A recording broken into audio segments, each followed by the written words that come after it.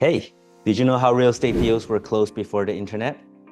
Back then, there were no online listings or virtual tours, just printed catalogs and word of mouth. Real estate agents had to hustle in creative ways, connecting buyers and sellers manually. Without digital platforms, finding a buyer often meant rallying the real estate community and offering incentives like splitting commission to make deals happen.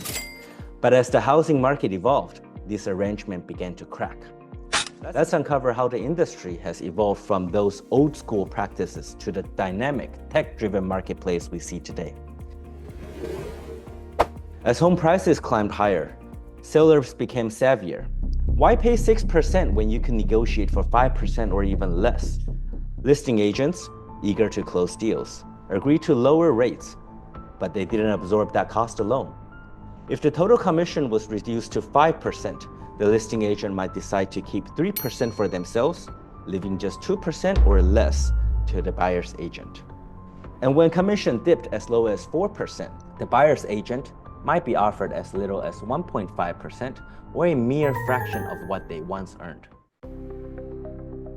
In response, since the commission was paid for by the listing agent, some of the agents representing buyers adopted a deceptive sales tactic by claiming, "I don't charge the buyers for my services, so my service is free." This misrepresentation led some buyers to assume that their agents was working for them for free, only to discover that the agents received a portion of the commission from the listing agent. This tactic not only devalued the buyer's agent's role, but also caused buyers to question their trust in the process. To be honest, everyone has mouths to feed. Who will spend months working on cases just to earn nothing in return? It's just that in the past, the government sees the buyers and tenants as the disadvantaged party. So residential real estate buyers were entitled to hire a real estate professional they can trust to help them watch out for their best interests and navigate through the challenging process of buying a home.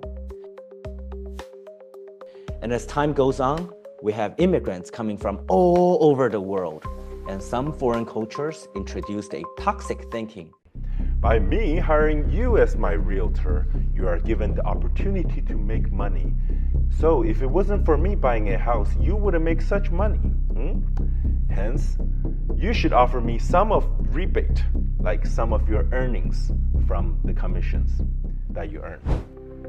Agents working with these buyers resorted to offering their own client a portion of their own commission as an incentive to close the deal, essentially paying the buyer to help them acquire properties. This further squeezed buyers' agents who face pressure from listing agents, sellers, and even buyers themselves, often having to work for minimal compensation. Then came the disruptors, the new agents trying to earn a living for themselves and break into the market. To attract clients, they began offering discounts. The new agents were essentially using clients as guinea pigs to kickstart their careers. It was like inexperienced doctors offering discounted surgeries to gain experience, even though clients were entrusting them with their major life decisions. This strategy backfired. Clients began to view agents primarily as negotiators of their own paycheck, not as professionals with valuable expertise. They started comparing experienced agents to those offering rebates. They didn't recognize these discounts often came at the expense of quality service. It's like choosing a surgeon based solely on the price. While the cheapest option might seem tempting, it could lead to serious consequences.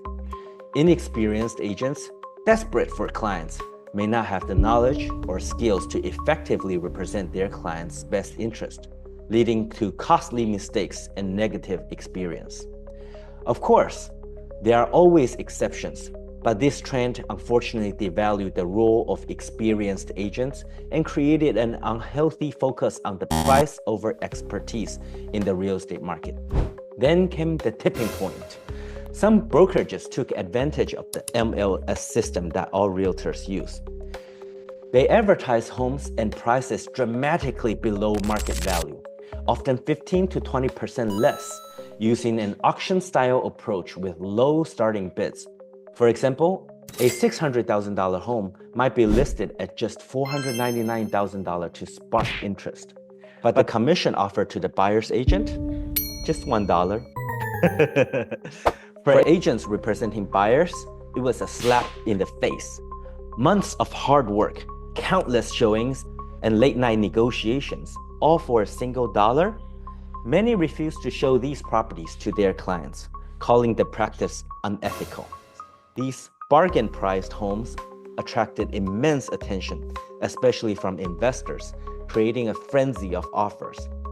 Sometimes between 50 to 60 offers on a house. However, only one buyer could win, and the winning bid often came much closer to the home's true market value, sometimes even exceeding it by 5 to 10%. In the end, buyers often pay just 3 to 5% below market value, far less than the savings they were led to believe, and they often had to pay a buyer's agent commission separately. To complicate matters, the listing brokers often require buyers to work directly with them to make an offer. This way, the listing broker pocketed both sides of the commission. What began as an incentive for buyers turned into a windfall for those listing brokers, some earning 6 to 8% per deal. Tensions boiled over. A group of sellers filed a class action lawsuit challenging their fairness of these practices. This culminated in the case of Burnett versus National Association of Realtors, formerly known as Sitzer versus National Association of Realtors.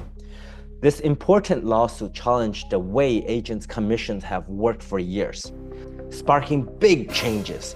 It caused debates and reshaped how buyers, sellers, and agents work together. Why, they argued, should we pay for an agent who is negotiating against us? The court agreed. Buyer's agents, after all, represents the buyer's best interest. It only made sense that the buyers and not the sellers should pay for their services. The court's decision sent shockwaves through the industry. It ruled that commissions are now entirely negotiable. Sellers, for their part, are no longer obligated to offer a penny to the buyer's side. No more 6% standards, no guarantees for buyer's agents. Instead, the buyer's agents must request compensation directly from the buyers, and buyers should pay for their own professional real estate services. The court emphasized one key principle: transparency. Every agent-buyer agreement must be clear about what services are offered and the fees that the buyer agreed to pay their broker. And the buyer's broker are not allowed to accept any more commission or payments more than the buyer's agreed amount. Starting from January 2025, the new law will become fully in effect. All agents representing the buyers, regardless of whether the property is residential or commercial property, must sign BRBC, which means Buyer Representation Broker Compensation Agreement, with the buyers directly. If you are a buyer, don't be surprised when your agent is asking you to sign the BRBC. For buyer's agents, the ruling created a new challenge. Convincing clients to pay directly for their services was no easy feat. Many buyers accustomed to the free representations balked at the idea. Why pay you? They'll say, when I can work with someone else who didn't ask money from me yet. Yet, for agents willing to adapt, the ruling offered an opportunity, a chance to prove their value, educate clients, and reshape perceptions about what it meant to have professional representation in real estate. The real estate industry is still adjusting to the brave new world. Some see the ruling as a step towards fairness and transparency. Others fear it marks the end of cooperative brokerages as we know it. What's clear is this: the days of automatic 6% commissions are over, and the times for buyers to receive cost-free professional service is gone with the wind. And for agents, the question isn't just what they'll earn, it's how they'll prove their worth in a world where every dollar counts. As the dust settles, one thing remains constant. People will always have the need to buy and sell real estate. The heart of real estate lies in relationships, and while the rules may change, the need for trust, expertise, and dedication will never go out of style. To the buyers, an experienced and knowledgeable real estate agent can negotiate a fantastic deal for their buyers while ensuring there's no hidden issues, like property inspections, termite inspections, or title issues. They also ensure contract covers buyer's interest and guarantee a smooth transaction. To my realtor friends, adapt, advocate, and evolve. Go Realtors! This is your trusted Southern California real estate expert, Realtor Tom Tseng. Your neighborhood, your realtor. Until next time, see you then.